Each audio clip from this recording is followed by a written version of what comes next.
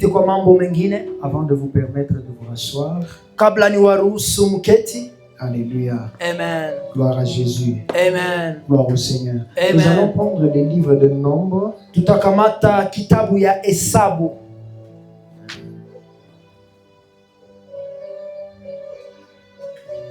Nous serons dans le livre de Nombre chapitre 23. Tuko katika Hesabu 23. Versets 8 à 9 et après nous allons sauter au verset 23e. Tutasoma mstari wake wa 8 na wa 9 na baadaye tutaruka kwa mstari wa 23. Berger, garde-moi ça. Voilà. Alléluia. Amen. Est-ce que nous pouvons les lire Je ensemble tunaweza tukiyasoma pamoja avec foi? kwa Je imani. lis la parole de Dieu au nom de Jésus. Amen. Comment me dirais-je celui que Dieu n'a point maudit? Yes. Comment serais-je irrité quand l'Éternel n'est point irrité? Je le vois du sommet des rochers, je le contemple du haut des collines. Yes. C'est un peuple qui a sa demeure à part. Déclare, c'est un peuple, C'est un peuple mais qui a sa demeure à part. qui a sa demeure à part. Voilà, la Bible exagère en disant et qui ne fait point partie de nation.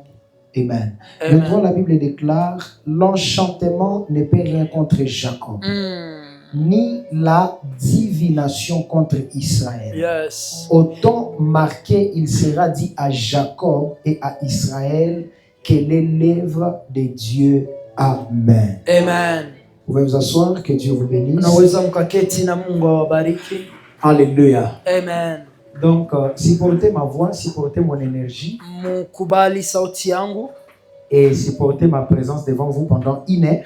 na mkubali Je pense c'est ça. uwepo wangu kwa kwenu kwa dakika Et moja après, on pourra se quitter. na Alléluia. baada ya hapo tutaachana.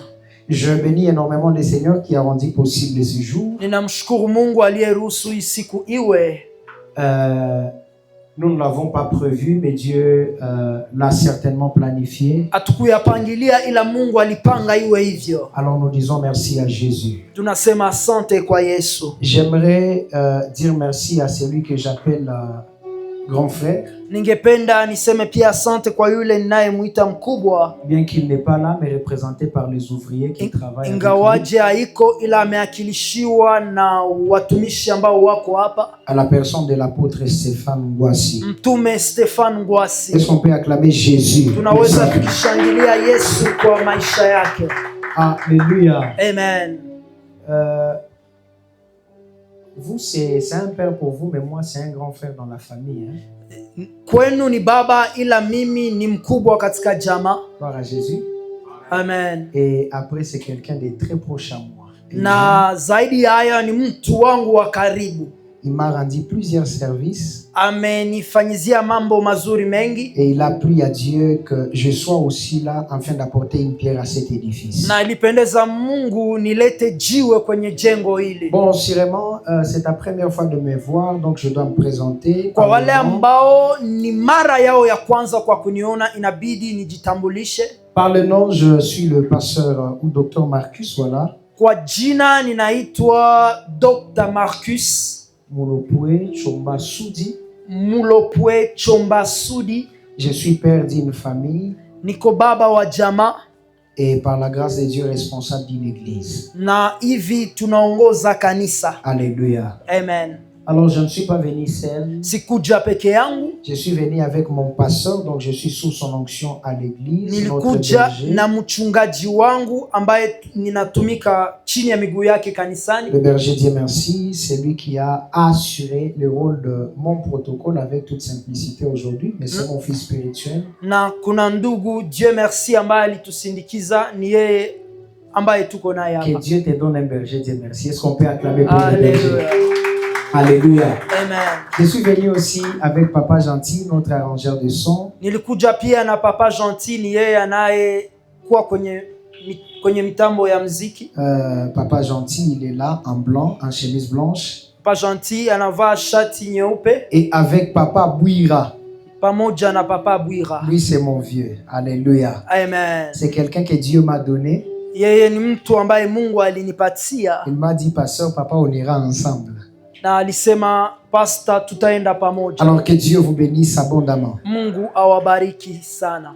Je pense que je me suis suffisamment présenté. Il faudra que je présente aussi Jésus Ninafikiri nilijitambulisha sana, inabidi nitambulishe Yesu par sa parole. kupitia neno Une lake. certitude que j'ai est que ta vie sera transformée, tu seras béni. Uhakika ninao ni kwamba maisha yako itabadilika.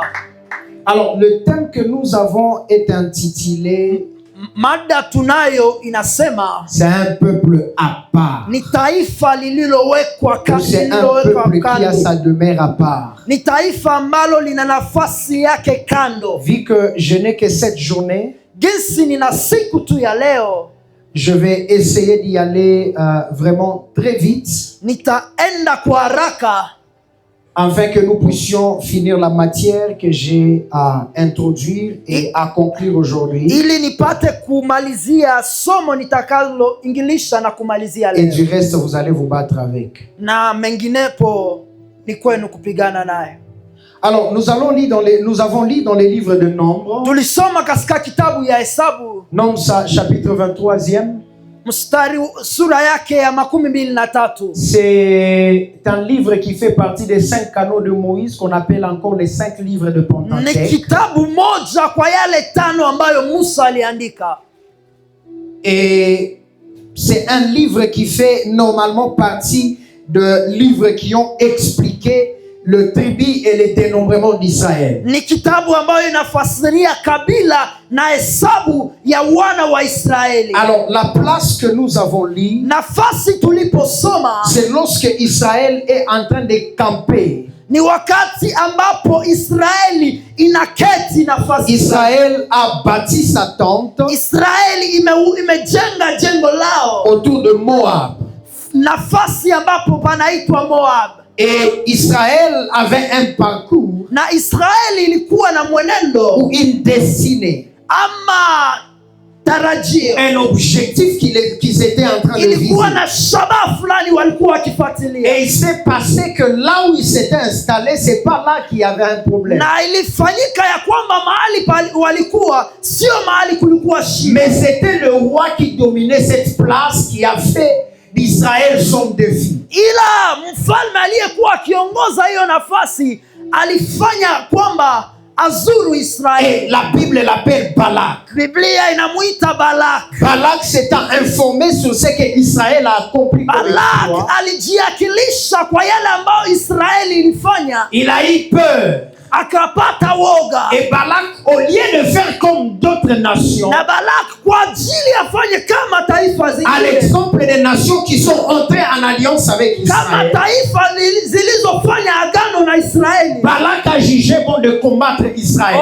Balak akakusudia kupiganisha Faites Israeli. attention lorsque vous apprenez de la vie de Balak, Fanya angalisho wakati unagundua maisha ya Balak, parce que vous risquez de les prendre pour quelqu'un de normal, kwa sababu utamkamata kama vile mtu wa un roi kawaida purement charnel, ama mfalme wa kimwili bien-aimé dans le Seigneur. pendwa katika Bwana. Lorsque vous commencez à étudier la vie de roi, Wakati unaanza kuishi maisha ya que ça soit dans la Bible ikuwe katika ou Biblia dans la vie courante, ama kwa maisha ya kawaida, toute personne qui a étudié les histoires de kila roi mtu aliyesoma et toute historia personne qui a vécu avec le roi, ama mtu aliyeishi na il wafalme sera d'accord avec moi sur cette chose. atakubali pamoja Tout roi, avant d'être établi à sa position, kila mfalme kabla awekwe, il doit être initié dans ce qu'on appelle la science des sages. inabidi aingize kwa yale ambao wanaitwa Raison pour laquelle, siasa. même en parlant de Moïse, Ndio kwa maana Musa, la Bible déclare que Moïse a grandi Biblia inasema en alikomaa ce qu'on appelle la sagesse kwa yale ambao wanaita et une hekima forme de science des Égyptiens. na siasa ya Lorsqu'on parle de la sagesse, wakati on est wanazungumzia en train de parler de la capacité de savoir guider,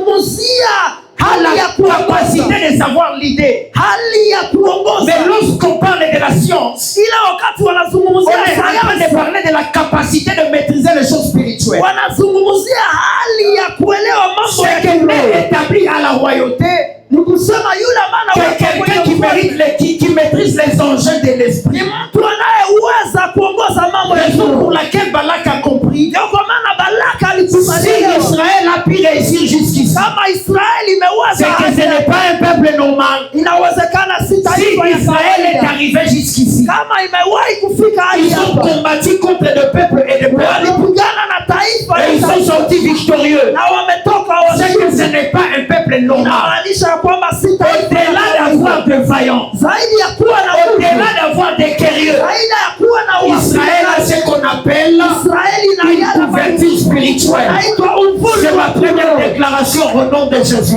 Je prie, j'annonce et je déclare. Omba na Sur les kile personnes qui mettent le meilleur examen de la wale salle, ambao watasema que Dieu t'accorde la grâce Mungu akupe neema d'avoir une couverture spirituelle solide, kuwa na uvuli wa afin que tu kiroho sois victorieux. ili uwe mshindi. Si c'est comme ça qu'on va évoluer, je sens qu'on sera vraiment ensemble. Kama ni hivi tutaendelea, ninaona ya kwamba tutakuwa pamoja. Alors j'étais en train de dire Nilikuwa nikisema que Balak a compris les enjeux alielewa mambo et il a fait appel na akaita mtu à un homme mystique. mtu wa kiroho, Il a appelé Balak. Il a appelé Balaam plutôt. akaita Balamu.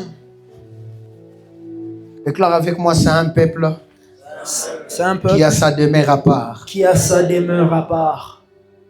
Déclare-le avec foi, c'est un peuple C'est un peuple qui a sa demeure à part. qui a sa demeure à part. Pour la dernière fois, déclare-le, c'est un peuple C'est un peuple qui a sa demeure à part. qui a sa demeure à part. Alors la Bible déclare Biblia inasema que Balaam appela Balak. Balak appela Balaam. Balak akamuita Balamu. Mais pour la première fois, Kwa mara ya kwanza Balaam refusa de venir. Balamu alikatala kuja. Mais pour la deuxième fois, la Bible Kwa déclare mara ya pili Biblia inasema qu'il envoyait des personnes plus considérables que ceux qu'il avait envoyés avant. akatuma watu wanaoinuliwa kushinda wale waliotangulia mbele. Mais Balaam, comme un homme d'esprit, Balamu kama vile mtu wa kiroho, avant de sortir, kabla atoke il consulta le monde spirituel. akauliza ulimwengu wa Bien-aimés kiroho. dans le Seigneur, Wapendwa katika Bwana, comprenez avec moi cette pensée. mwelewe pamoja nami hili. Balak n'était pas chrétien. Balak hakukuwa Balaam aussi n'était pas chrétien. Balamu hakukuwa pia Parce Mkristo, que Balaam, kwa sababu Balamu c'était un homme spirituel ni mtu wa kiroho, qui invoquait des esprits, ila alikuwa qui était en contact avec le monde des esprits. alikuwa akialika roho Il fulani. n'était pas un prophète. Hakukuwa nabii, C'était des gens qu'on appelle des devins. ilikuwa watu ambao walikuwa na uwezo Des wa personnes kuona, qui maîtrisent le monde spirituel. watu ambao walikuwa wakijua ulimwengu wa Mais roho. ce que vous ne savez pas, Yale ambao mtambue, est que bien que Balaam n'était pas un chrétien, ingawaje Balaka hakukuwa Mkristo, bien que Balaam n'était pas un prophète, ingawaje Balamu hakukuwa mais nabii, Balaam est entré dans un temps Balamu kwa hiyo wakati où qu'il le veuille ou pas, il devait être servi par Dieu. alifikia nafasi ambao apende ama asipende, C'est comme mtu wa mwongozi. C'est comme Cyrus, Ni kama vile l'affaire de Mède et de Perse. huyu aliyekuwa kiongozi Lorsque le temps est arrivé, wakati tout ulifika le peuple d'Israël devait rentrer. ambao taifa la La Israeli Bible déclare, Biblia inasema l'Éternel suscita wa milele dans akafanya le cœur de son serviteur Cyrus. katika moyo wa mtumishi wake Cyrus n'était Aswero. pas un chrétien. Aswero kuwa Mkristo, Mais lorsque le temps de Dieu arrive, ila wakati wa Mungu il est possible que même des non-chrétiens travaillent à l'avantage du peuple de Dieu. inafikia ya kwamba hata wale wasioamini wamtumikie Mungu. La Bible déclare, Biblia inasema Balaam en voulant sortir Balamu kabla atoke pour aller répondre à l'appel de kwa Balak, ajili aende itika kwa wito wa il Balamu, consulta le monde spirituel. akauliza ulimwengu wa roho. Et l'Éternel lui dit, Wa milele akamwambia, pour la première fois, je t'ai dit de ne pas aller. mara ya kwanza nilikwambia Mais usiende, cette fois-ci, je te permets de partir. ila hii turu na kuruhusu Mais wewe. écoute, Balaam, Ila sikia Balamu, tu ne feras que ce que je te dirai de faire. utafanya yale nitakao kuamuru Trop kufanya. de gens ne comprennent pas ce qui se passe après. Wengi hawaelewe kabla Pourquoi ya l'Éternel était dans l'obligation d'apparaître à son âme kwa nini Mungu alimtokea punde alors wake, qu'il l'avait déjà prévenu au départ? ingawaje alikuwa amemtayarisha C'est tout mbele. simplement parce que Ni kwa sababu Dieu voulait insister Mungu ilibidi asisitize avec un signe kupitia alama, afin qu'il ne puisse pas kwa ajili asifikie, par influence, se désorienter de ce que Dieu lui dira de faire. asifikie kufanya yale ambayo Raison Mungu pour laquelle akamwambia. Dieu a voulu insister. Ndio kwa maana Mungu alisisitiza, En apparaissant à son âme, akamtokea punda et wake, après, na baada ya Balaam l'a vu. Balamu alimuona, Et c'est la raison pour laquelle Balaam devant Balak, na ndio kwa maana Balamu mbele ya Balaki il a été dans l'obligation de ne pas se laisser influencer par ni les offrandes, ni la personne, ni l'attitude de Balak. alikuwa na shurti ya kutokuongozwa, ijapokuwa kulikuwa sadaka ama Balaka aliyekuwa akisisitiza. Et comme Balak, c'est pas quelqu'un de normal, je vais vous donner une preuve. Na gisi Balak sio mtu wa kawaida. La Bible déclare lorsqu'il a juste appelé les devins Balaam, Biblia inasema wakati alimuita Balamu, Il dressa directement un autel. akajenga madhabahu. Mais c'est qu'il a oublié que les autels, c'est le domaine des Israélites. Ila alisahau ya kwamba madhabahu ni mambo ya wana wa Non, Israeli. non, ça c'est notre domaine. Tu ne peux pas nous battre dans notre domaine. Hiyo ni hali yetu, hauwezi ukatupiga Et kwenye hali d'ailleurs, yetu. pour ton information, ça n'a pas commencé avec nous. Ça a commencé avec nos arrières, nos arrières, nos Na kwa habari arrières. yako haikuanza na sisi, ilianza na mababu c'est que zetu. les gens que tu vois là, Watu Nous unaowaona sommes en hapa, train de nous déplacer. tunatembea, C'est ce qu'on appelle des circonstances liées au temps. ni yale ambao wanaita majira inayolingana Mais na en nyakati. réalité, Ila sur le ukweli, plan spirituel, nous sommes suffisamment stables. katika hali ya Et personne ne peut kiroho nous détruire. tunastawi na hakuna anaweza kutupiga. voici ce qui s'est passé dans la vie d'Israël. Angalia yale iliyopitikana Tout a commencé avec un homme qu'on appelle Abraham. ilianza na mtu anayeitwa Ibrahim. Abraham, Ibrahim, lorsque l'Éternel apparaît dans Genèse chapitre 12, wakati Mungu anamtokea kwa Mwanzo 12, quand vous lisez wakati cette unasoma apparition, hiyo kumtokea Abraham, c'est une apparition qui est plus liée à des promesses. ni wakati Mungu anamtokea na anamletea ahadi. Abraham est en train de suivre quelqu'un qu'il n'a jamais vu. Ahadi, Abraham anamfuata mtu asiyemwona Expérience avec lui. na hajawahi kuishi naye. Mais Abraham commence à partir quand même avec lui. Ibrahim anaanza kujenga pamoja. Pourquoi? Parce qu'avec Dieu, Kwa sababu pamoja na il n'est Mungu plus question de foi et d'obéissance. ni jambo ya imani na utii. Raison pour laquelle même en parlant de la foi, Ndio kwa maana kwa sababu Abraham tunazungumza est devenu aussi un pilier.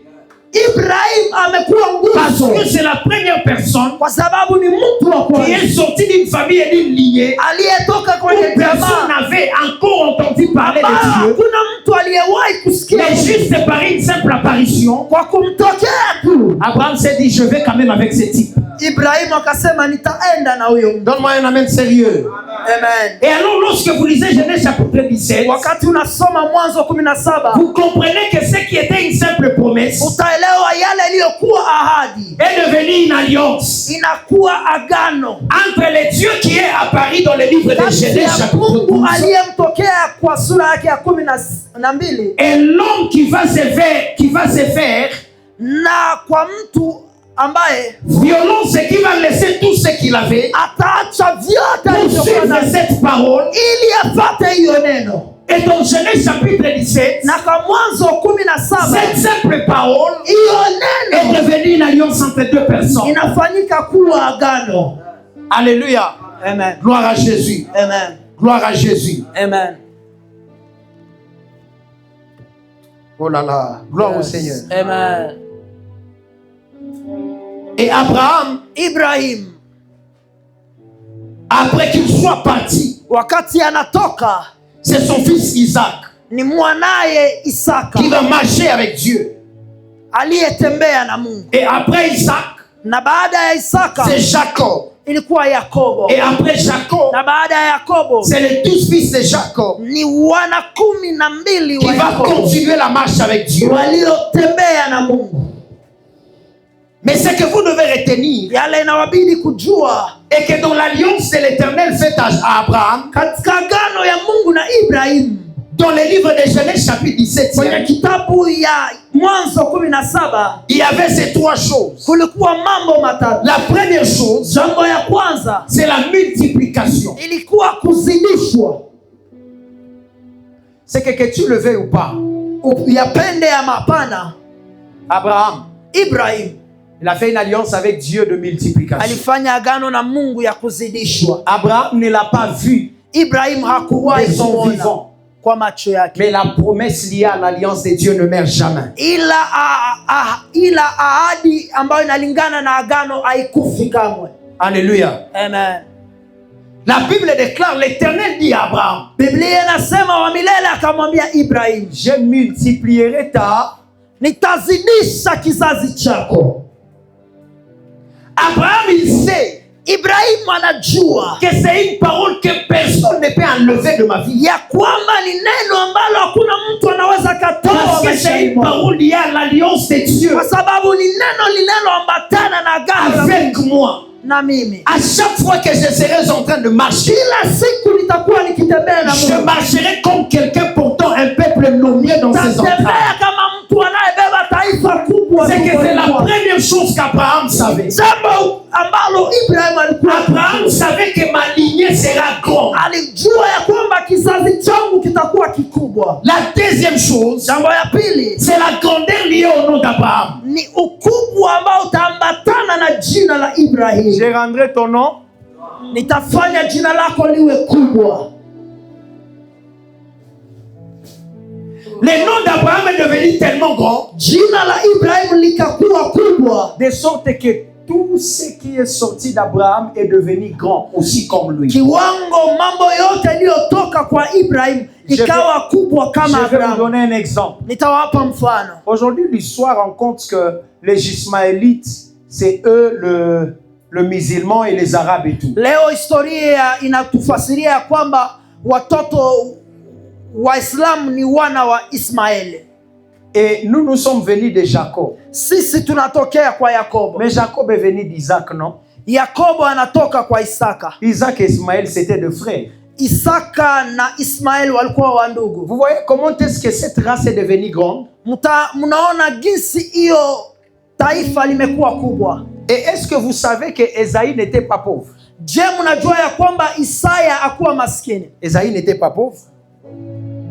Esau hakuwa maskini. Lisez la Bible. Someni Biblia. Lorsque Jacob Wakati a Yakobo croisé son frère, alikutanana na ndugu yake, Jacob avait déjà préparé des présents, des bêtes et des brebis. Yakobo alitayarisha zawadi Mais il s'est rendu compte que Esaïe n'était pas pauvre. na alijikuta ya kwamba Esau hakuwa maskini. D'ailleurs, Esaïe était plus riche que Jacob. Kwanza Esau alikuwa tajiri kumpita Parce que Yakobo, c'est Esaïe qui organisait un festin à l'honneur de son frère. kwa sababu ni Esau aliyetayarisha karamu kwa ajili ya ndugu yake. Alléluia. Amen. C'est que toute la race d'Abraham Wana wote wa Ibrahim était une race de grandes personnes. ilikuwa watu wenye kuinuliwa. Même les 12 enfants de Jacob. Hata wana 12 wa Moi, je Yakobo. n'ai jamais compris comment est-ce que ces gens-là Sijawahi kuelewa jinsi hao watu sont arrivés jusqu'à ce niveau de cruauté et l'Éternel a quand même voulu marcher avec eux. walifikia hali ya uwaji, ila Mungu alikusudia kutembea tu nao. Est-ce que vous savez que ces gens-là ont détruit toute une ville, ils ont assassiné tous les hommes d'une ville. Mnajua ya kwamba hao wana wa Yakobo waliua watu kwenye mji fulani. Ruben, n'en parlons même pas. Ribeni tusiseme. La troisième chose, Jambo ya tatu c'est la réciprocité ni kurudisha, qui permet à Israël, ambayo inaruhusu Israeli, ou qui permet à Abraham ambayo inamtuma Ibrahim de te rendre en échange que ce que tu lui as donné. akurudishie yale utakuwa ukimpa. Si tu lui as béni, Kama ulimbariki, Abraham te bénira. Ibrahim Si tu atakubariki. l'as maudit, Kama ulimlaani, Abraham te maudira. Abrahamu atakulaani. Cela ne vient pas de lui. Hiyo hailingane Cela naye, vient de son alliance avec Dieu. inaambatana na agano Le lake. problème n'est pas le problème d'Abraham. Shida si ya Et Ibrahim. d'ailleurs, l'Éternel les jure en son nom. Wa milele Il anaapa dit, kwa ce n'est pas jina toi lake. qui béniras, Anasema mais sio wewe moi utakaye- Dieu, je bénirai ceux qui te béniront. mimi nitakaye bariki watakao kubariki, Et je maudirai ceux qui te... na nitawalaani. Je lève ma main droite et je déclare au nom de Jésus. Wa kuume na kichwa Aya, tu n'es pas prêt pour recevoir cette déclaration. Je lève ma main droite et je déclare au nom de Jésus. Yes. Que Dieu rende ton nom grand. Et que toutes les personnes qui te béniront, de tes mains qu'ils soient aussi bénis. Et toutes les personnes qui se rangeront en bataille contre toi, qu'ils combattent contre ton Dieu au nom d'eux. Les 4 premières personnes déclenchent ces choses. Le 3 amène le plus sérieux déclenche ces choses. Alléluia. Amen. La réciprocité d'abord en termes de bénédiction.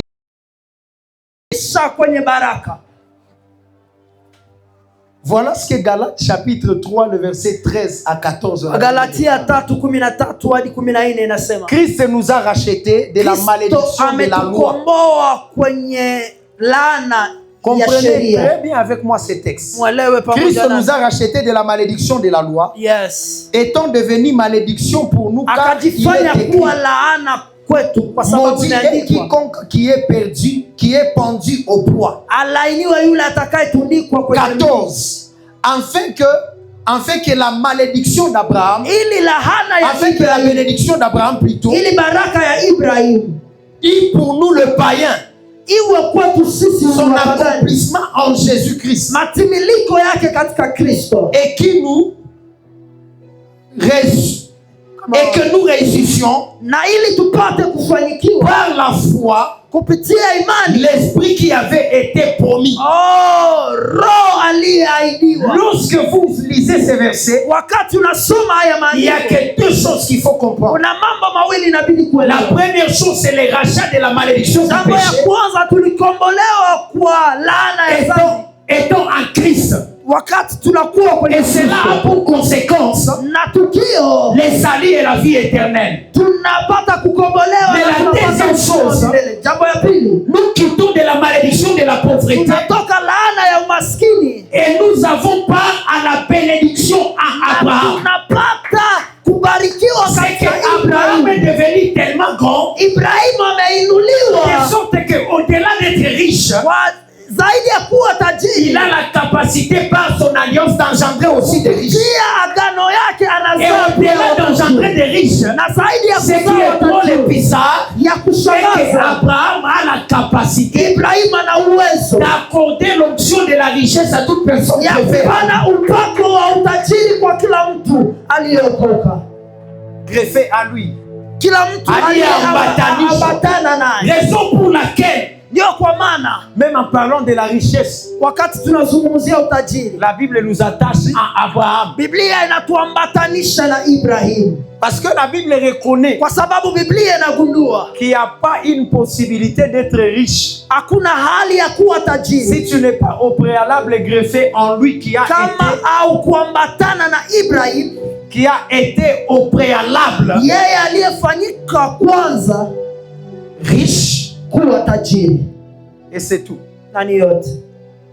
Alléluia. Amen. Gloire à Jésus. Amen. Gloire au Seigneur. Amen. Gloire à Jésus. Amen.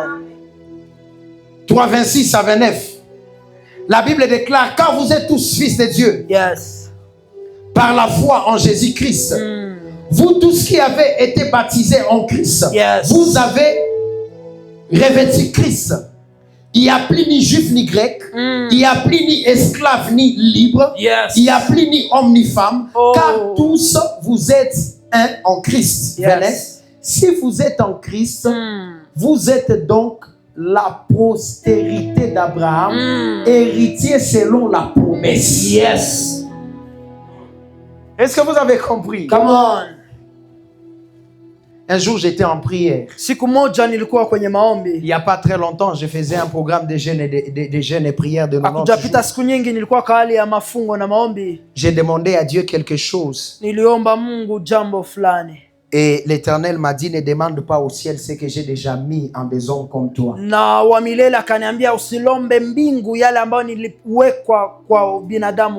m'a dit: va honorer telle personne, après il priera pour toi, cette grâce va marcher. C'est qu'il y a des choses à ne plus chercher au ciel. Ce sont des potentiels que Dieu a déposés en deux personnes. aliweka kwa watu kama sisi. Une fois que tu t'appliques juste à accomplir la loi de l'honneur, tu le reçois. Wakati unatumia sheria ya heshima, unayapokea. Alléluia. Amen. Et c'est ça ce qui s'est fait avec Abraham. Na ni yale inayofanyika na Ibrahim. Regarde tous les grands riches de la Bible. Angalia watajiri wote wa Biblia.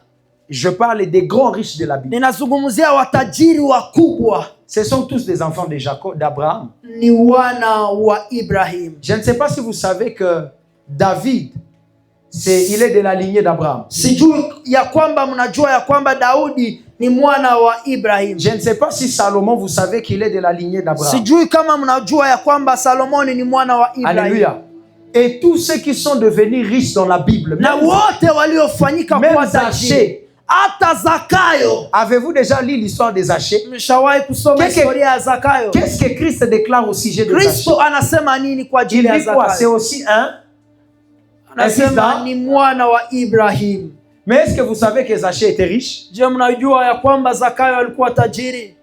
Hormis d'abord le fait que les gens disent qu'il était voleur, je ne sais quoi et quoi et quoi. Est-ce que vous savez qu'il y a des gens qui volent mais qui ne sont jamais riches? Je mnajua kuna watu wanaoiba ila hawajawahi kuwa watajiri? La richesse c'est aussi une grâce. Hein?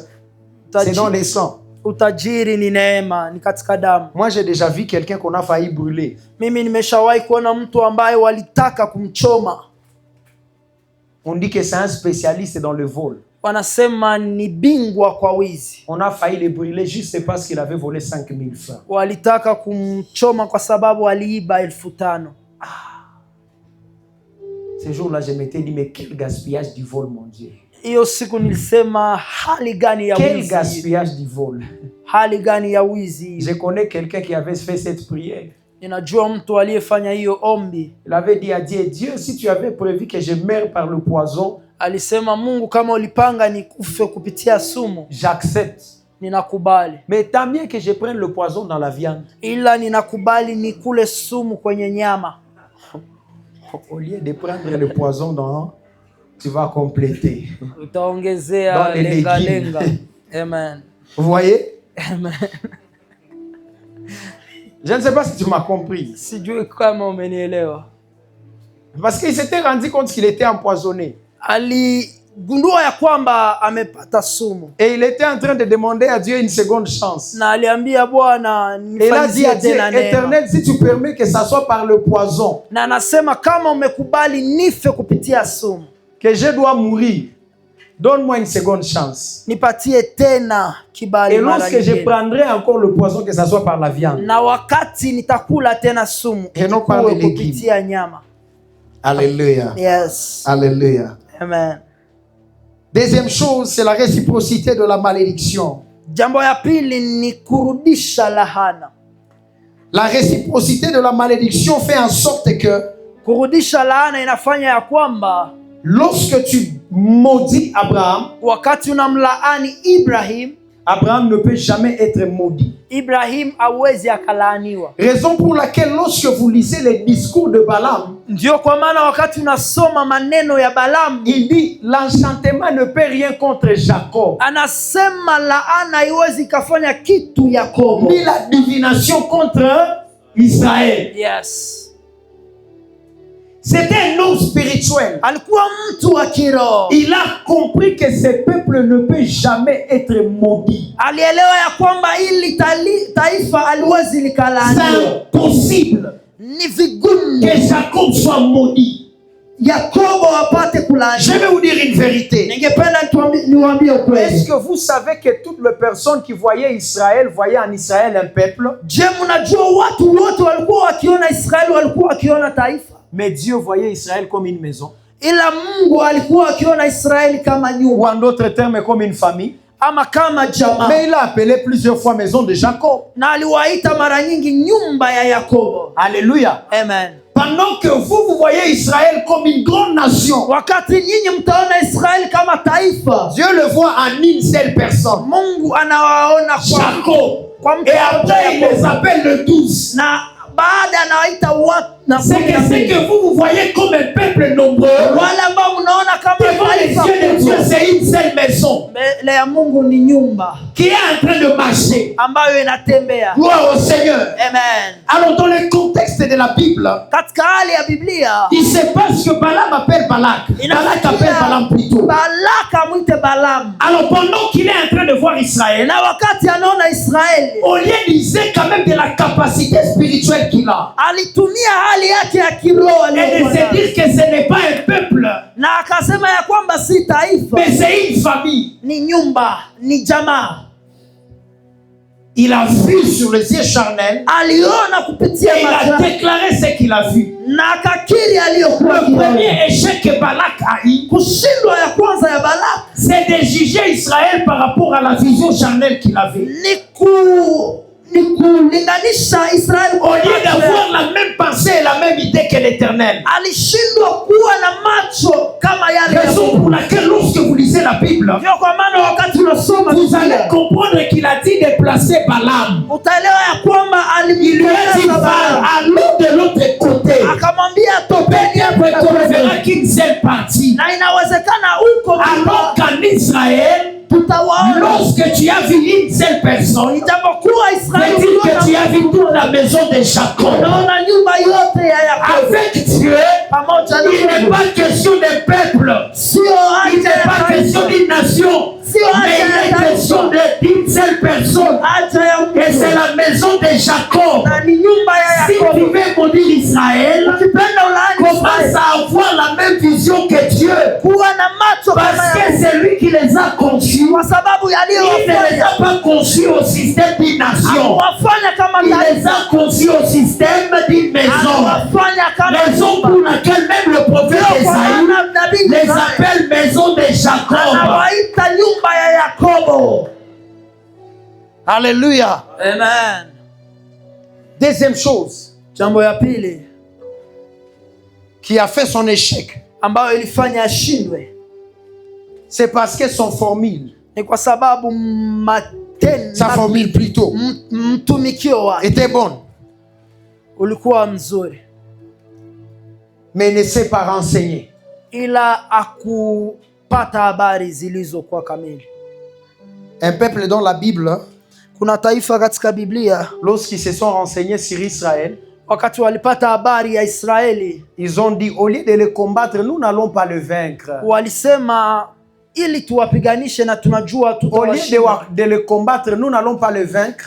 Faisons, entrons en alliance avec eux. tufanye agano pamoja Vous nao. voyez les gens qui se sont renseignés, comment est-ce qu'ils font? Mnaangalia watu waliopata habari kamili jinsi walifanya. Et ils n'ont pas combattu Israël. Wao hawakupiganisha Ils Israeli, sont entrés en alliance avec waliingia Israël. kwenye agano pamoja na Ce Israeli. que Balak devait faire, Yale ambayo Balaki c'est ilimubidi d'entrer afanye, en alliance avec Israël au lieu de ilibidi combattre aingie Israël. katika agano na Parce que Israeli. s'il s'était informé, Angepata habari, il allait s'éviter toute forme de dépense.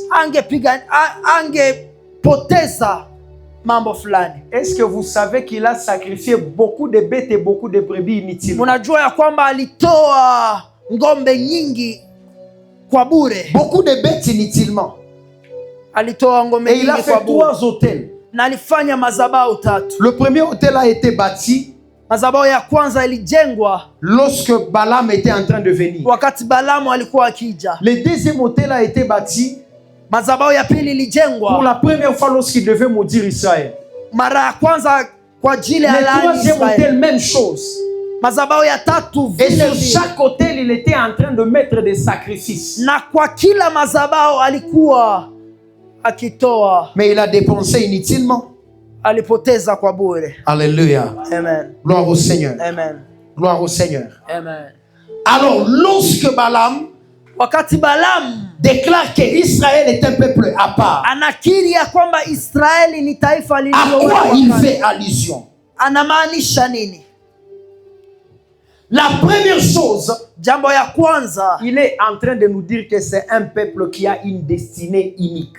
ni taifa ambalo lina tarajio la kipekee. C'est ce que je suis venu vous dire. Revival Center. Ni yale ambayo ninakuja kuambia Revival Center Ministry. Vous êtes un peuple unique. Nyinyi ni taifa la kipekee. Vous avez une destinée unique. Muna tarajio la kipekee. Ne voyez pas ce que vous êtes aujourd'hui. Musione yale mko leo. Ne voyez pas ce que vous avez aujourd'hui. Musione yale munayo leo. Toutes les personnes qui ont construit des grandes choses. Watu wote waliojenga mambo makubwa. Passé par des débuts difficiles. Walipita kwa mwanzo magumu. Demandez à tout leader. Muulize wakubwa wote. Qui a été à la base d'un réveil. Ambao walileta uamsho. Ou qui a construit un grand édifice pour Dieu. Ama aliyejenga jengo kubwa la il a eu à prier seul. Ilifikia wakati aliomba. Il a passé des nuits de veiller seul. Alifanya makesha. Il a cherché Dieu seul. Alitafuta Mungu peke yake. Mais un jour l'Éternel a payé. Ila siku moja bien-aimé dans le Seigneur, lorsque vous savez que vous êtes un peuple à part, lorsque vous savez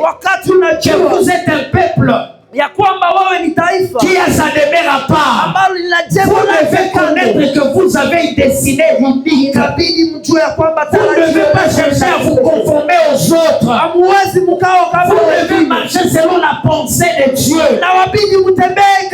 Normalement, Israël ne savait pas ce qui s'est passé. Parce que Israël n'avait pas le temps à consacrer ni à Balak ni à Balaam.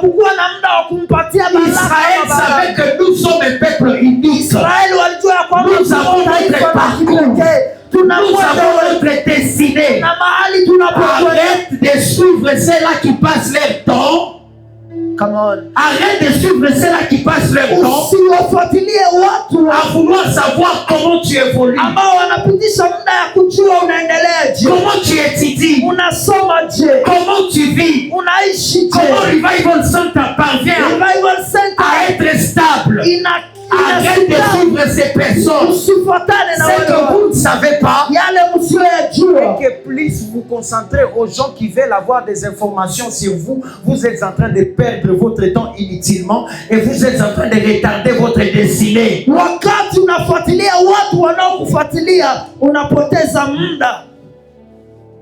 Alléluia. Amen. C'est un peuple unique.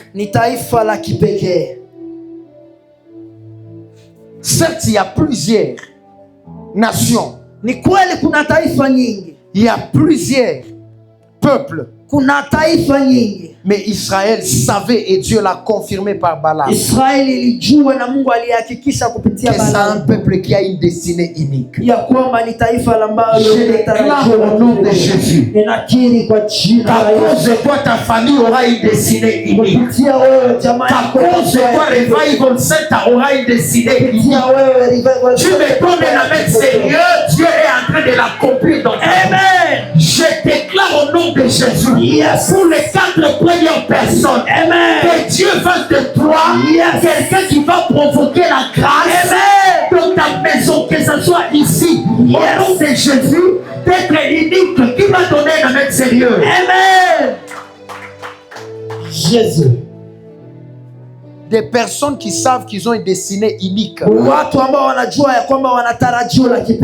ne font pas comme tout le monde. Deuxième chose, c'est un peuple qui marche non selon l'allure ou les circonstances présentes, mais selon la vision de Dieu.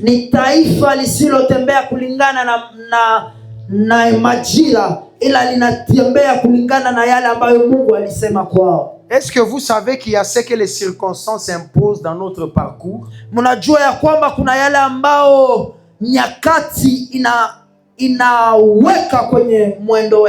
Mais si vous n'êtes pas sensible, vous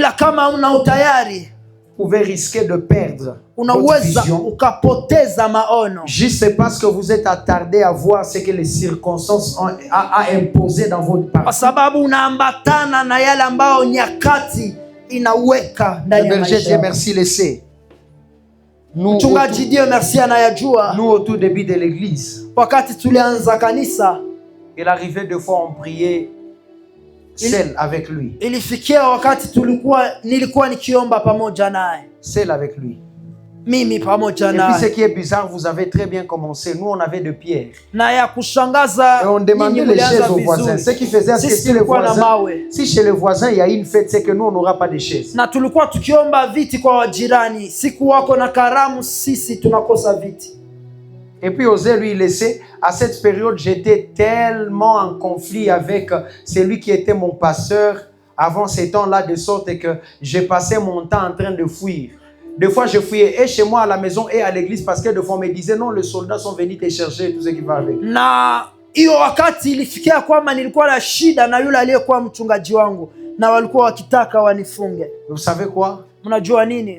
Je n'ai pas cédé à ce que les circonstances ont imposé dans mon parcours. Sikuacha niongozwe na yale ambayo nyakati ilifanya kwa mwenendo wangu. Que tu le veuilles ou pas. Uyapende ama hapana. Les circonstances t'imposeront de choses. Nyakati itakutuma ufanye vitu fulani. Mais c'est à toi de faire un choix. Ila ni kwako kufanya chaguo. Si tu vas te laisser t'abattre, kama utaitika upigwe, ou tu vas accepter de continuer peu importe les défis. Ama kama utaitika uendelee ingawaje vita. Nous avons vu les circonstances de la vie les ont imposé une pauvreté alors qu'ils avaient une très grande destinée. Tuliona wadada fulani ambao une pauvreté énorme. Nyakati ilifanya ya kwamba wao wa maskini japokuwa walikuwa na tarajio kubwa. Et c'est là que la plupart d'entre elles se sont souillées. Walijichafua. Et ils ont perdu la lumière de Dieu liée à leur walipoteza mwanga wa Mungu uliokuwa ukiambatana na maisha. Est-ce que vous savez qu'il y a des gens juste en le voyant comme ça, tu sais reconnaître que cette personne ira très loin. Ça c'est une prophétie pour toi, papa gentil. Yes. Est-ce que vous savez qu'il y a des gens comme ça? Moi j'ai déjà vu une sœur. Je savais qu'elle ira très loin, berger Dieu merci. Très loin. Et vous savez le comble de l'histoire? Elle est entrée en relation avec un frère. Et ce frère-là l'avait engrossé. La Bible déclare l'amour est comme la mort. Faites attention lorsque vous tombez là, amoureux ou amoureuse. Faites attention. Fanyeni angalisho. Et après au nom de l'amour cette sœur est partie vivre avec le frère. Na kwa jina ya mapenzi akaishi na huyo kijana. Aujourd'hui elle a son troisième fils. Leo ana mwana wake wa tatu. Et la gloire que tu voyais en elle là. Na utukufu ulikuwa ukiona quand tu commences à la voir aujourd'hui, mais tu te demandes c'est moi qui n'avais pas vu, je voyais wakati ça. Unamuona leo na jiswali ya kwamba mimi niliyemuona ama hapana. Nini iliyopitikana? Elle a tellement fané. Ameharibika. Elle commence à prendre l'alcool. Anaanza kunywa pombe. C'est vrai, le Dieu de la restauration existe. Ni kweli Mungu wa kurejesha iko. Mais il y a des saisons lorsque vous le perdez, vous avez perdu la gloire de toute une vie. Ila kuna wakati ambao ukipoteza majira fulani unapoteza utukufu wa maisha yote. Vous savez pourquoi? Juste parce que ses frères lui disaient que non, il était un ingénieur. Unajua kwa nini? Et c'est après qu'elle s'est rendue compte que le frère n'était même pas un ingénieur. C'était un décorateur de salle de fête.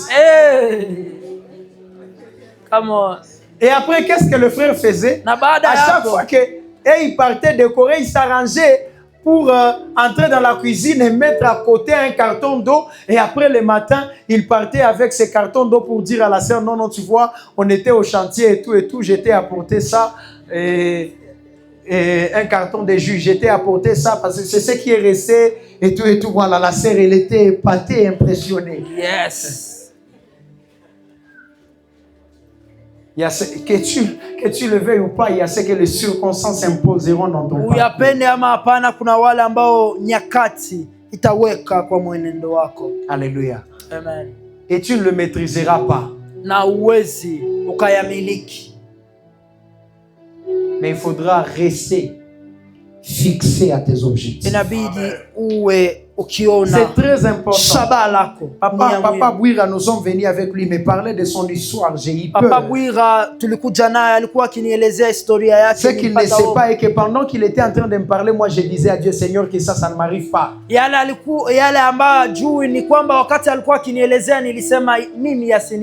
c'est là que c'est très important lorsque, en tant que chrétien, tu as la même vision de ta vie comme Dieu. La même vision que Dieu a c'est la même vision que tu as de ta vie. Bien aimé dans le Seigneur, moi qui vous voyez là, je sais que Dieu avait déjà prévu que j'aurais beaucoup d'argent. J'ai la même vision que Dieu dans ma vie. Même si vous me croisez aujourd'hui en train de marcher à pied, moi je marche toujours à pied et a une mouchoir dans la poche. Et le berger, Dieu merci, a déjà pris cet esprit. C'est un mouchoir, c'est une mouchoir. C'est un mouchoir. Bon, mouchoir. Voilà, battez-vous avec, c'est pas un problème. Voilà, mouchoir, merci beaucoup. Mouchoir, voilà. Que Dieu vous bénisse. Amen. Berger, Dieu merci. Où est les ou là? Mouchoir. Alléluia. Amen. Parce que nous avons la même vision que Dieu a de notre vie. Peu importe là où moi je vis, je m'arrange qu'à l'endroit où j'habite, qu'il y ait des signes qui reflètent l'image de là où je vais avec Dieu. Je n'ai jamais rêvé petit dans ma vie. Parce que je crois à ce que Dieu avait prévu, à la vision que Dieu avait. Et j'ai la même vision. J'ai la même vision. J'ai la même vision. Je crois, bien aimé dans le Seigneur, que je serai parmi les patients de la vie de Boma qui vont garder Dieu et la sainteté et qui seront riches avec un méga jet sans scandale dans son couple en train d'édifier les autres gens. Je le crois. Je ne sais pas ce que tu crois, c'est que Dieu t'avait dit, mais ça c'est ton problème. Yes. Et la même vision que Dieu. C'est très important. Qu'est-ce que Dieu dit à ta famille? Frère, moi je suis arrivé à un niveau de la vie ou même quelqu'un qui n'est pas prophète, lorsqu'il prophétise sur moi, si c'est une mauvaise chose, je fais comme la Bible le déclare, je rejette. Si c'est une bonne chose, alors que toi tu n'es pas prophète, frère, va te battre avec Dieu. Moi j'ai dit amen et je crois. Par exemple, ce que je suis en train de voir là, voilà, je vois un peuple grand. Aïe aïe aïe, je vois un peuple grand. Je vois des hommes et des femmes qui s'élèveront dans le million. Ici à Goma, tu as raté mon amen. Je vois des hommes et des femmes qui s'élèveront dans de grands pistes. Je vois des hommes et des femmes qui s'élèveront dans le milieu de la politique. Et j'ai de la chance de t'avoir connu aujourd'hui. Parce qu'au moins j'étais connu alors que tu n'es pas encore arrivé là où Dieu a prévu que tu sois. Parce que quand tu seras ministre, je n'aurai plus besoin de te demander de confiance. Et tu diras, c'est mon pasteur, c'est la vie de mon père spirituel.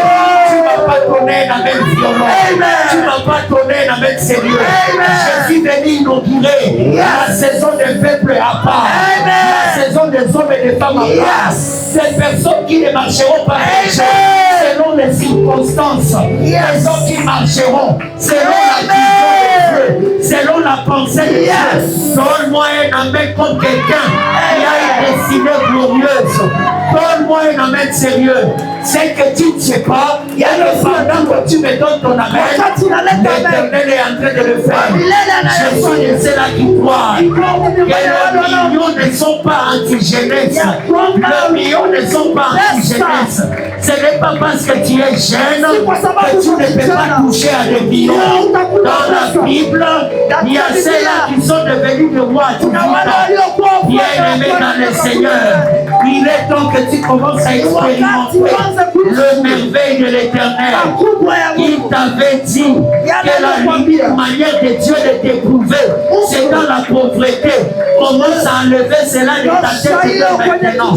L'unique manière des épreuves de Dieu n'est pas la pauvreté. Il est possible que Dieu t'éprouve par autre chose et qu'il t'épargne de la pauvreté. Je déclare pour les 5 premières personnes. Regarde ton amen, c'est comme quelqu'un qui n'a pas de foi. Je disais, j'annonce et je déclare. La saison est arrivée. La saison est arrivée. Où les hommes et les femmes vont être sélectionnés par Dieu. D'ailleurs, je crois, ici à Revival Center, beaucoup de gens seront en Europe. Pour soutenir cette œuvre ici. Il m'a donné un amen glorieux. Il m'a donné un amen responsable. Que l'Éternel le fasse dans ta vie. Toi qui as la foi. Je ne sais pas comment cela se fera, mais je crois fermement que tu ne prendras pas beaucoup de temps avant d'arriver à ces promesses. Ça ne prendra pas beaucoup de temps. Si tu me demandes comment cela se fera, moi-même je n'ai même pas besoin de savoir. Ce que je sais est que Dieu n'a pas de choix. Les démons n'ont pas de choix. Dieu le fera et les démons l'accepteront. Le temps est proche. La Bible déclare, c'est une prophétie qui court et son accomplissement. Il y a le lot pour la tête. Il y a des gens qui vont sortir d'ici dans cette même semaine que nous sommes en train de commencer. Dieu, oh là là, oh là là.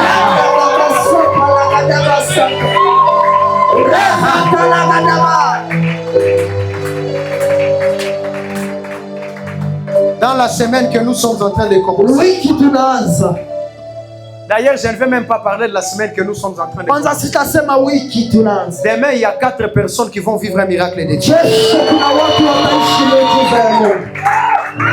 Tu vois, ton amen, ce n'est même pas comme un amen. Demain, avant la fin de la journée, il y a des gens qui vont vivre un miracle de Dieu.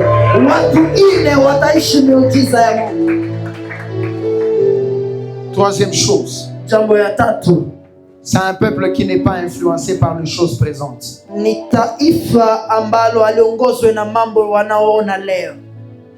reste focalisé à son œuvre et à son travail. Nous sommes dans une génération, je dois vous parler ici avec toute sincérité. Nous sommes dans une génération, nous sommes facilement influençables.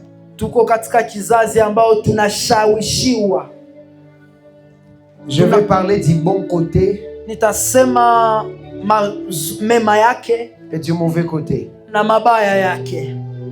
Est-ce que vous savez qu'il y a des gens qui ont commencé à se faire coiffer avec l'enzela juste parce qu'ils ont vu quelqu'un, un influenceur mettre l'enzela? Kuna watu ambao wanaanza kukata nyoyo wakitia mstari kwa sababu waliona mtu fulani akifanya hivyo. Nous sommes facilement influençables. Tunashawishiwa kwa urahisi. Moi je connais une sœur qui a commencé aussi à s'appeler fille de ville. Ninajua kuna dada ambaye alianza kujiita dada wa mji. Fille de la ville. Dada wa mji. Juste parce qu'elle a commencé à côtoyer une sœur à l'université. Kwa sababu alianza kuzoeshana na dada moja kwenye chuo kikuu. Chez eux c'était en ville. Na kwao ilikuwa mjini. Je suis en train de voir quelqu'un sourire. Tu connais l'histoire, hein? Ninaona mtu anacheka, unajua hiyo historia. Frère, même en matière de couple, hata kwenye jozi, moi je conseille souvent aux jeunes gens. Mimi ninashauria watu, épousez et mariez-vous avec des gens qui ont le même niveau de vie que vous. Oweni ama oleweni na watu wanao hali ya maisha kama yenu. Ça vous évitera le stress. Itawasaidia. Est-ce que je parlais à quelqu'un? Je ninamzungumzia mtu. Épousez des gens qui ont le même vie que vous. Ça vous évitera le stress. Oweni na oleweni na watu ambao wana hali ya maisha kama. Tu vois ton niveau là. Unaona hiyo hali yako. Il y a quelqu'un qui est compatible. Kuna mtu ambaye analingana na hiyo hali yako ya maisha. Elle est belle selon tes pensées, il est aussi beau selon tes pensées. Ni mzuri kama wewe, kama mafikara yako. Moi j'ai connu un homme de Dieu qui a divorcé. Mimi nilimjua mtumishi wa Mungu aliyeachana na mke wake kisha miaka 2. Il est parti épouser une sœur d'un procureur. Alienda kuoa. Déjà chez la sœur manger avec la fourchette et le couteau, c'est une habitude. Alienda kuoa dada fulani ambao kwao wanazoezi. On prend le foufou. Wanazoezi ya kukula na kanya na kisu. Et chez eux, on sait que Non, une fourchette, on prend ça à gauche. Na kwa wanayua on prend ça à... kanya wanakamata kwa mkono wa kushoto na kisu kwa mkono wa kuume. C'est la première fois que cet homme se retrouve face à un obstacle tel que na ni mara ya kwanza huyo ndugu, la table de la salle à manger, on doit tourner ça pour arriver au plat que tu es en train de chercher. Anakutana ya kwamba fasi ya kukulia inabidi uzungurushe meza ili uchukue yale unayoyapenda. C'est aujourd'hui que vous le prenez normal. Leo ndio mnaiona ya kawaida. Même pour moi avant c'était un défi. Hata kwangu ilikuwa mazito. Je me suis retrouvé dans la même situation. Nilijikuta katika hiyo hali. Je voulais prendre le makayabo qui était de l'autre côté. Nilikusudia kuchukua samaki ile. Mais je ne savais pas ce qu'il fallait faire. Sikujua nitafanyaje. Et puis j'étais visiteur. Na nilikuwa mgeni. On devait manger à 3. Ilibidi tule watatu. Et les 2 autres personnes qui devaient manger avec moi attendaient que je sois le premier. Na wale tungepaswa kula nao walichunga kwanza mimi ni. Ces jours-là je suis entré en intercession intérieure. Ile siku niliingia katika maombi kimoyomoyo. J'ai commencé à dire toi je vais lever. Kaambia Mungu m'asseoir, nisimame ama niketi, changer de place, nitoke mahali nilipo. Dieu entendit ma prière. Mungu akasikia ombi langu. Et l'un de nous tourna la table. Na mmoja wetu akazungurusha meza. Et la place se retrouva de mon côté. Na et la place se retrouva de mon côté. Ikatokea mbele, ikajikuta mbele yangu. Nikashukuru Mungu. Cet homme s'est retrouvé dans la même situation. Huyo ndugu alijikuta katika hiyo hali. Il y a des gens ici qui ne sont jamais montés dans l'ascenseur. Kuna watu ambao hawajawahi kupanda kwenye ascenseur. C'était la vie de cette sœur. Cette sœur avait déjà son passeport. Ilikuwa maisha ya huyo dada. Aller en Afrique du Sud, c'était normal pour eux. Kusafiri Les ilikuwa frères kawaida n'avaient kwao. jamais traversé ni la grande ni la petite barrière. Lui, il n'allait qu'à Uchu. Alikuwa hajawahi kusafiri hata hapa Gisenyi. Yeye alikuwa akienda tu Ruchuru. Et après, il a engrossé la sœur. Ils ont été dans l'obligation de vivre ensemble parce que la sœur aussi courait derrière l'onction. Hiyo akampatia mimba wakaishi pamoja kwa sababu huyo dada alikuwa akifuata pia upako. 4 mois après, miezi 4 baadaye, il a commencé à battre des ailes. Parce que la sœur était vraiment une sœur de la ville. Hiyo jozi ikaanza kuruka na mabawa. Vous savez, des fois, moi, je suis en train de remarquer que des fois, la ville est contre le christianisme. Hein? Parce qu'en ville, on ne se salit jamais avec les mains. Moi, ma petite sœur me l'avait déjà dit à haute voix, en plein air. En plus, il y avait beaucoup de gens. Ma petite sœur qui vient après moi, on s'était croisés en ville, elle était déjà mariée. Je voulais la saluer avec les mains. Elle m'avait dit, on ne se salit pas avec les mains en ville. Yes. C'est le genre de sœur, que ça soit quelqu'un de la famille, que ça ne soit pas quelqu'un de la famille, c'est... Yes. Le frère a commencé à cultiver en lui le complexe. Huyo ndugu akaanza kujishusha. Ils avaient l'habitude d'organiser chez la sœur, ils avaient l'habitude d'organiser des fêtes de chaque fin d'année. Kwenye jamaa ya dada walikuwa na zoezi, marié devait apporter sa contribution. Walikuwa na zoezi ya kufanya karamu kila mwisho wa mwaka na kila n'avait même pas un franc. Mume wake hakukuwa na pesa. Et ils sont tombés très mal. Na wakaanguka vibaya. Cette fois-ci, la famille devait se rendre à Kinshasa. Hiyo siku jamaa ilibidi iende Kinshasa. Et la sœur commençait à mettre la pression à son mari, je dois aussi partir à Kinshasa. Na hiyo siku huyo dada alikuwa anaambia mume wake inabidi twende. Et c'est comme ça qu'ils se sont séparés. Na ni hivyo waliachana. La sœur, elle était habituée à des fêtes où on pouvait facilement finir à 1h. Je dis facilement finir à 1h. Dada alikuwa na zoezi ya kuingia kwenye karamu ambayo inaisha nyuma usiku. Et l'homme, lui, 1h, c'est ribochant dans la bakula. Na mume yeye katikati ya usiku ni wakati wa maombi. Dis à ton voisin, épouse quelqu'un de ton niveau, quelqu'un de ton rang social. Oa wa hali yako. Alléluia. Alléluia. J'étais en train de parler de l'influence. Nilikuwa nikizungumzia ushawishi. Aujourd'hui, même notre style d'habillement. Leo hata hali yetu ya nous avons été influencés par quelqu'un. Tunashawishiwa na moi, j'ai connu un prophète, je mettais le nom. Mimi niliwahi kujua nabii, j'ai déjà donné son histoire. S'il vous plaît, en une seule journée, il a eu $30,000. Kwa siku moja alipata $300. 2 semaines après, il avait déjà bouffé $18,000 dans les 30,000. Na kwa wiki mbili alikuwa. Et il est venu avec 4 vestes. S'il vous plaît, 4 vestes. Na alikuwa. Le berger de Merci connaît cette histoire, il connaît la personne. Alikuja na koti 4. Et après, il avait déjà gardé 12 000 à la maison. Na alikuwa akiweka kiasi ya pesa Lorsqu'il est nyumbani. venu, moi j'étais, parce que c'est bon. C'est une autorité spirituelle pour moi, c'est qui avait fait à ce que je sois là en train d'arranger ses chaussures et tout. Alikuwa mkubwa kwangu kwa hali ya Il kiroho. avait fait 2 semaines, il n'était pas à la maison. Na Il alifanya est venu avec 4 vestes. wiki mbili alikuwa haiko nyumbani, alikuja na koti. Et après, il ile. a commencé à faire de la pression à sa nièce pour que sa nièce lui donne les 12 000 $ qu'il avait gardés. Na akaanza kuomba hiyo pesa aliyoweka. L'unique chose que je lui avais demandé, vieux, où pour lui tirer les 12 000? Il m'avait répondu, petit, on a changanikiwa. Et après, j'ai regardé des vestes, il m'a dit, petit, ces vestes, nous les avons gardées ici au Congo, moi et Fanny. Yes. Et il a fini 18 000 $ juste comme ça. Yes. Vous êtes un peuple à part, ne vous laissez pas influencer. Mko taifa mliowekwa kando, Les autres msishawishiwe. peuvent avoir des grandes églises. Wengine wanaweza Ils kuwa na peuvent avoir kanisa ce qu'ils kubwa. ont. Wanaweza kuwa na mambo de ce fulani. que vous avez, tout en restant optimiste, vous croyez en là où Dieu ira avec vous,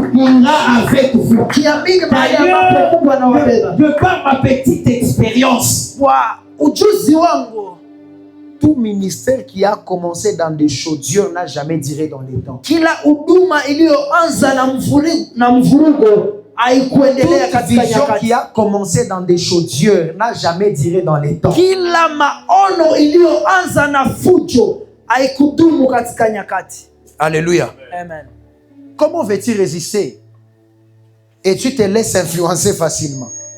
Unaweza kushindwa je Je vais wakati finir. unashawishiwa kwa C'est un urahisi? peuple qui se confie en Dieu et en lui seul. Na ni taifa linalotumaini kwa Mungu na La kwa Bible Mungu déclare ceux pekee. qui connaissent son nom se confient en lui. Biblia inasema wanaojua jina lake wanamwamini. Bien-aimé dans le Seigneur, dans le processus du parcours de ta destinée, si tu ne te confies pas en Dieu, tu as déjà Katika hali yako ya maisha une kama mwamini assurance Mungu, d'échouer.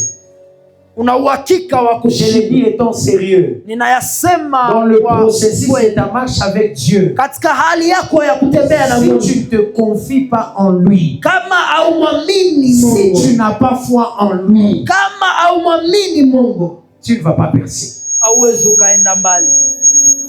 Alors je prie Ninaomba au nom de Jésus kwa jina la Yesu, que l'Éternel Dieu te fasse grâce wa milele Mungu akufanyizie neema de percer upate kuendelea et d'accomplir ce que toutes les autres personnes qui t'ont précédé na n'avaient ufanye jamais wale accompli jusqu'ici. waliokutangulia hawakuwahi Je kufanya. disais, je prie au nom de Jésus. Naomba kwa Que jina la l'Éternel Yesu, Dieu te fasse grâce. wa milele Mungu akufanyizie neema, Que ta famille soit reconnue jamaa yako à cause de toi. Que ce ministère soit reconnu à cause de toi. huduma hii Je prie au nom de Jésus. ninaomba kwa Que la jina main la de Yesu, Dieu soit sur toi. mkono wa Mungu uwe Et que juu yako. pendant que tu seras en train de Na marcher, wakati utakuwa pendant ukitembea, que tu seras en train de voler, wakati utakuwa que ukiendelea, ce soit à pas de tortille, kuwa ukitembea que polepole, ce soit petit à petit, kuwa ukitembea mais que polepole, l'éternel Dieu te fasse wa grâce milele Mungu d'avoir les akufanyizie yeux fixés en lui et en lui uwe na seul. macho Que toi tu inayolingana, n'échoues pas comme ceux qui avaient échoué dans ton usishindwe quartier. kama wale Que toi tu walioshindwa, n'échoues pas comme ceux-là qui avaient échoué dans ta famille. usishindwe kama wale Que toi tu ne passes pas par le walioshindwa. même résultat que les gens de ta maison. Matokeo yako Je sikuwe prie kama au yale nom ya de wale wa Jésus. jamaa yako. Lorsque toi tu te marieras, Ninaomba wakati lorsque ule toi tu apperas utaoa, au travail, wakati utaanza lorsque toi kutumika, tu seras à l'école, wakati utaanza lorsque toi kusoma, tu seras dans le ministère, wakati utaanza que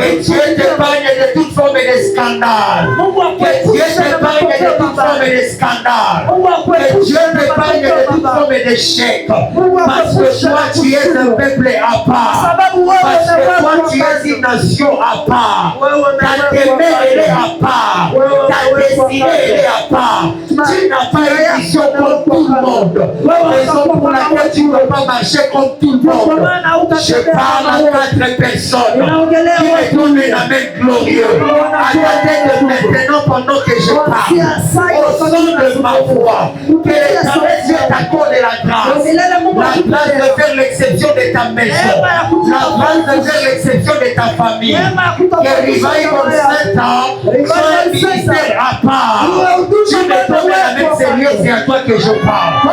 Moi, je suis le seul à y croire qu'il est possible que Dieu, à travers ce ministère, révèle une nation, une génération, des jeunes femmes, des jeunes hommes, des personnes qui vont marcher avec Jésus dans les signes, le miracle et les prodiges. Que tu sois au travail, que les gens croient qu'il y a des gens qui peuvent travailler étant en train de monter mais gardant la sainteté.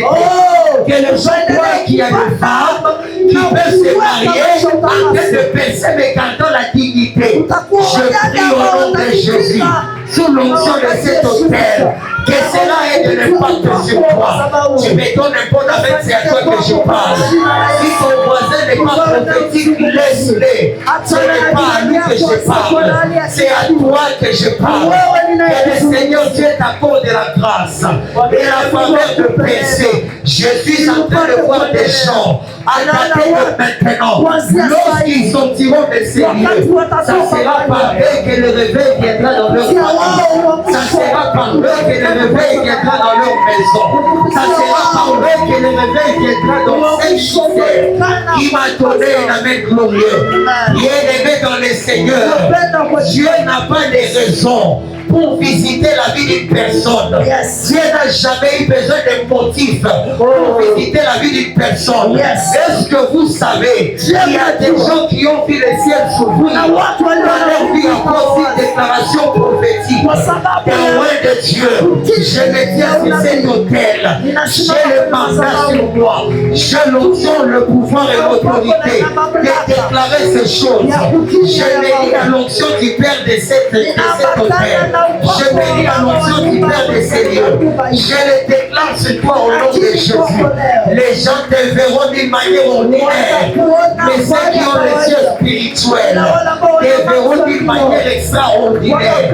Parce que par toi Dieu passera pour accomplir ces promesses qui ont daté de longtemps. Est-ce que vous savez qu'Abraham n'a pas vu la promesse de la multitude, mais les enfants d'Israël l'ont vécu? Je prie au nom de Jésus. C'est que ta personne n'a pas vécu. C'est que tes pères n'ont pas vécu. Que cela commence avec toi. Je sens cette déclaration monter dans mon cœur. Que ce que l'œil n'a point vu. Que ce que l'oreille n'a jamais entendu. Ce qui n'est jamais monté dans les têtes de l'homme. C'est ce que je déclare sur toi. C'est ce que je déclare sur ta maison. C'est ce que je déclare sur ta famille. Au nom de Jésus, tu me donnes un bon amen, c'est à toi que je parle. Lève-toi sur tes deux pieds. Lève-toi sur tes deux pieds. Je déclare au nom de Jésus. Pendant que tu es debout, personne ne te verra tomber. La malédiction ne peut rien contre toi. La magie ne peut rien contre toi. À nombre l'enchantement contre toi. Cela n'aura pas de fait. Déclare avec moi, ni les sans effet. Ni les sans effet. Ferme tes yeux.